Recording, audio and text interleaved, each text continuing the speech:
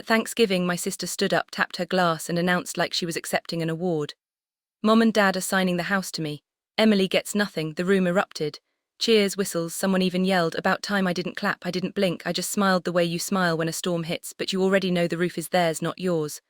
I set my fork down. Dad, I said softly.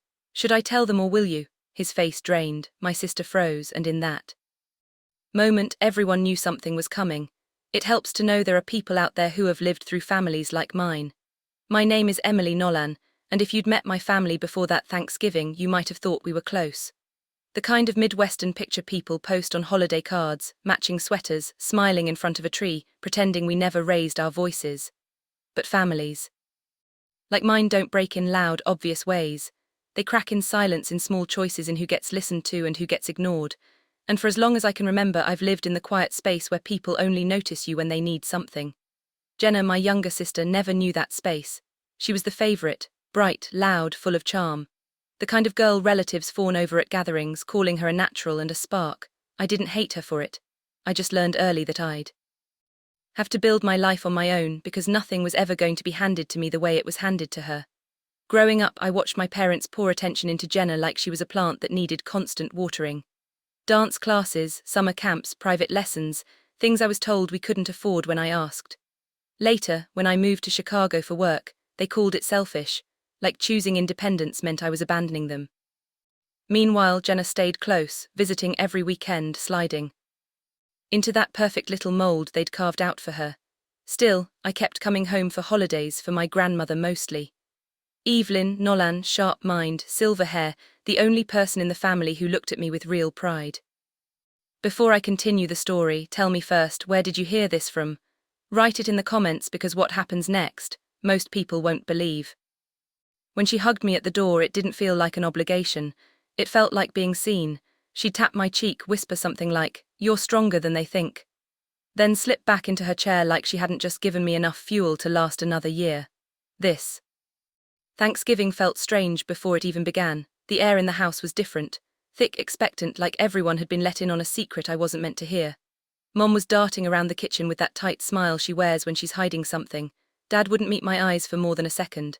Jenna kept brushing lint off her dress, even though it was perfectly clean. And when I walked into the dining room, I noticed one more thing. An empty chair next to mine was missing. Not moved, not pushed aside, gone. I should have known then. You'd think the empty chair would have been enough of a warning, but in my family the signs are always quiet before they explode. I sat down anyway, smoothing my napkin across my lap, pretending not to notice the way conversations dipped every time I entered the room. They'd go flat for a second like someone had pressed mute, then pick up again with forced laughter the moment I passed. Jenna floated around like the star of her own parade, checking the table settings, fixing angles on the centerpiece, whispering little aids to Mom that made them both smile. Every so often she'd look at me with a tight-lipped grin, polite but hollow, like I was a co-worker she barely tolerated. It wasn't always like this. For a long time, Jenna and I were just two kids, sharing a bedroom, passing notes under the door when we were supposed to be asleep. She used to braid my hair, steal my sweaters, beg me to drive her everywhere once I got my license, but somewhere between high school and adulthood something shifted. She slipped comfortably into the role my parents built for her golden girl perfect daughter, while I slipped quietly out of the frame. The house situation started 6 months earlier, long before the announcement at Thanksgiving. It was a humid Saturday in June when Mom called, asking me to come home for something important. No details, no warning. When I arrived, they ushered me straight to the dining table, the same table where everything would later fall apart. Dad had a folder laid out like a presentation. Mom smiled too hard, like her face hurt from stretching. "Sweetheart," Dad began, "we're refinancing the house. Just a simple signature, better rates, you won't have to worry about anything." Even then, something in me tensed. My family never asked me for help unless they needed more than they were willing to admit. I flipped through the papers, heart thrumming as I tried to make sense of the numbers. Something felt off. Too many pages, too many amounts blacked out, too many rushed explanations. "Can I take these with me?" I asked, keeping my voice even. "My lawyer can look at them." The silence that followed told me everything. Mom's smile faltered. Dad snapped the folder shut too quickly, like he regretted putting it in front of me in the first place. "It's just a formality," he insisted. "Why complicate things?" But I took the folder anyway. Back in Chicago, my lawyer flipped through the papers, eyebrows rising higher with each page. She didn't smile. She didn't stall. She called me the next morning. This isn't a refinance, she said. It's a transfer of liability. If you sign, you're responsible for their debt. Debt? I'd stared at the phone numb. What debt? She explained slowly, carefully. A second mortgage, months of missed payments, foreclosure letters, things I didn't even know existed. And the moment I understood, something inside me locked into place, not anger, not yet, something colder, something steady. 2 months later, Dad called again, this time asking for money. Not a loan, not help money. He said it was for Mom's medical bills. But when I offered to pay the hospital directly, he crumbled. The story shifted, the truth leaked out. Late payments, deadlines, desperation. And now, sitting at that Thanksgiving table, watching Jenna glow under everyone's attention, the weight of those 2 months pressed against my ribs. They weren't giving her the house, they were giving her the debt. And they expected me to sit quietly beside her while it happened. By the time November rolled around, the secret sat between my parents and me like a live wire. We did not talk about the papers I refused to sign or the call where Dad admitted the truth. Our conversation shrank into weather updates and questions about work, as if small talk could cover a crater. They did not know I had done more than refuse. I pulled the property records myself. I knew about the second mortgage, the interest eating them alive, the foreclosure clock already ticking. They were drowning and trying to drag someone else under with them. At first I thought that someone was always meant to be me. I was the one with the stable job in Chicago. No kids, the person they saw as a safety net they were entitled to. Saying no to them was like learning a new language that tasted like guilt. Then Jenna started posting hints online, captions about big changes, photos on the front porch with our parents, jokes about being ready to be a homeowner. Every post felt like another piece snapping into place. A week before Thanksgiving, Mom called to gush about how excited Jenna was to host more often once things were settled with the house. She said it lightly, as if the house were a gentle heirloom, not a bomb they were wrapping in a bow. That was the night I stopped hoping they would fix it on their own. I went to my desk, pulled out a folder and started filling it. Copies of payments, overdue notices, the summary pages that showed exactly how deep they were. I did not plan to humiliate them. I planned to make sure no one could say they did not know what they were walking into. On Thanksgiving morning, I drove back with that folder in my bag and a knot in my stomach. Part of me still wanted to believe they would pull me aside, admit the plan had gone too far. Instead, Mom met me at the door with a tight hug that smelled like perfume and strain. "You look beautiful," she said. "Jenna is going to be so happy you're here." The way she said Jenna, not we, told me everything. Inside, the dining room was set, extra leaves in the table glasses shining, every chair filled but mine. My grandmother caught my eye from her usual spot and gave me a small nod like she knew more than she was saying. As I slid into my place, my hand brushed the edge of my bag. Paper against canvas, proof against denial. If they were turning this dinner into a performance, I was done playing the quiet extra. When my sister rose from her seat and tapped her glass, I already knew I was about to watch the curtain lift on a performance. They'd rehearsed without me. Jenna stood there glowing, her hair curled perfectly, the necklace our grandmother gave her, catching the light like it had been chosen specifically for the moment she was about to steal.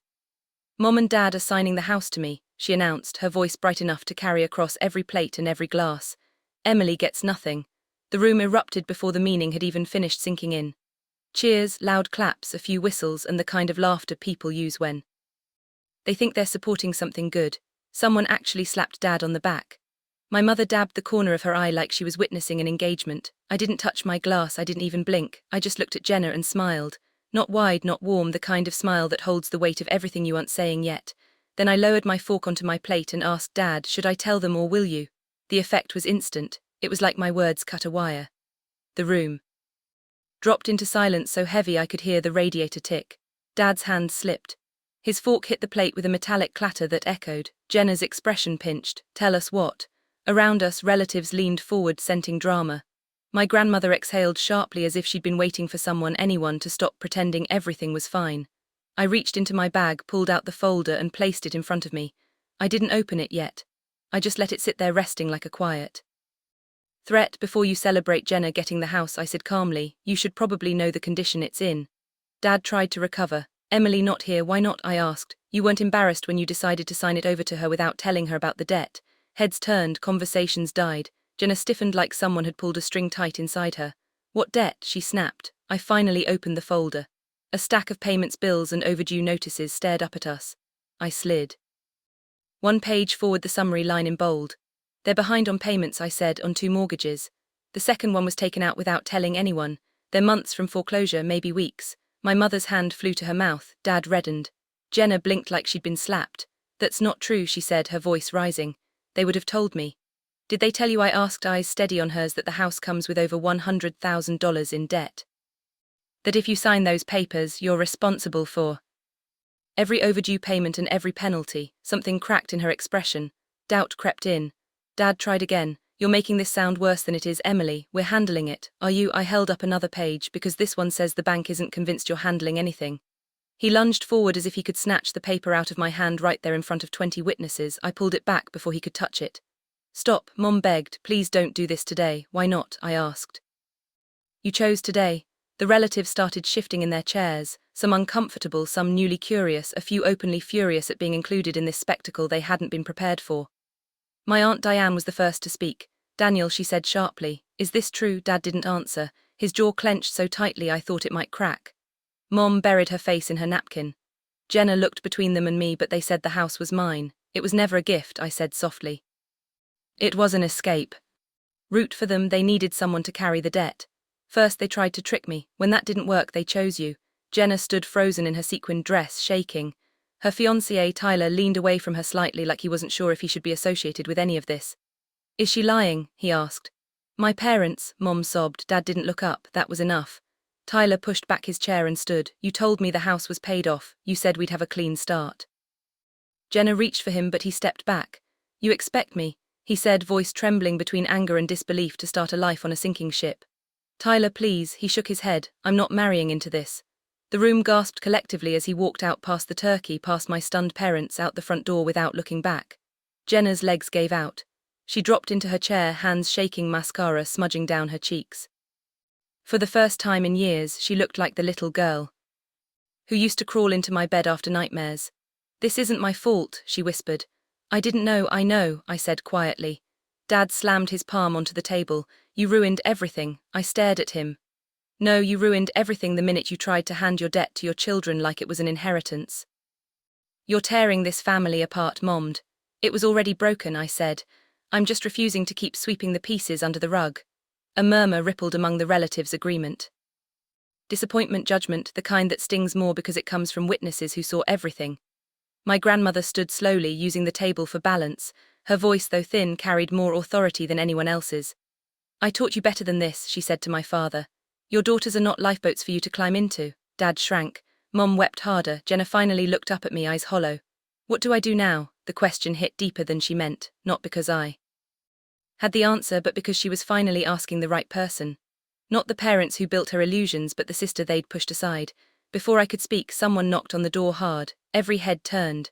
The knock came again, louder. Dad frowned who the door opened and a woman stepped inside. Plain suit, badge clipped to her belt, calm, unreadable expression. Mr. and Mrs. Nolan, she asked. I need to speak with you regarding your mortgage records. The room erupted again, this time in a wave of disbelief. Mom nearly collapsed. Dad went white. Jenna grabbed the edge of the table as if it were the only thing keeping her upright. I didn't move. I just sat there, breathing slowly, watching the truth finally land where it belonged. Why is she here? Dad whispered, voice cracking. The investigator didn't blink. We received a report of potential financial misconduct. I have a few questions. You could have heard a pin drop. Not one person cheered now. Emily, Mom sobbed. Tell her you misunderstood, please. I didn't answer. Not yet, because the truth was only beginning to unravel. When the investigator stepped into the house, everything that had held my parents together finally snapped. She asked calm, measured questions about payments, overdue notices, the second mortgage, and each answer they avoided made the room feel smaller. Relatives drifted away from them like they were stepping back from a fire. Jenna sat motionless, her hands shaking in her lap. She wasn't angry anymore, just emptied out like someone had drained the color from her. My grandmother stood behind her, resting a hand on her shoulder, steady and silent. When the investigator left with the documents, the house fell into a heavy quiet. Mom tried reaching for me. Dad muttered that I'd embarrassed them. Neither apology nor blame landed. I picked up my coat. Jenna whispered, "Don't go, I'll still be here." I told her, just not for their lies anymore. In the weeks that followed, everything shifted. My parents were forced to confront what they'd built, layer after layer of secrecy, excuses, and debt. The house went up for sale. They moved into a small apartment across the city, quieter than they'd ever been. No more grand announcements. No more golden child illusions. Jenna started therapy. She called me often. Sometimes to cry, sometimes just to sit in silence on the phone. She told me she finally understood why I stopped letting our parents speak for me. As for me, I learned something I should have known years ago: telling the truth isn't betrayal, hiding it is, and families built on denial always collapse eventually. If you've ever had to stand alone at a table full of people who claim to love you, tell me where you're listening from. And after hearing my story, what would you have done? If you enjoyed the story, hit like and subscribe for the next chapter.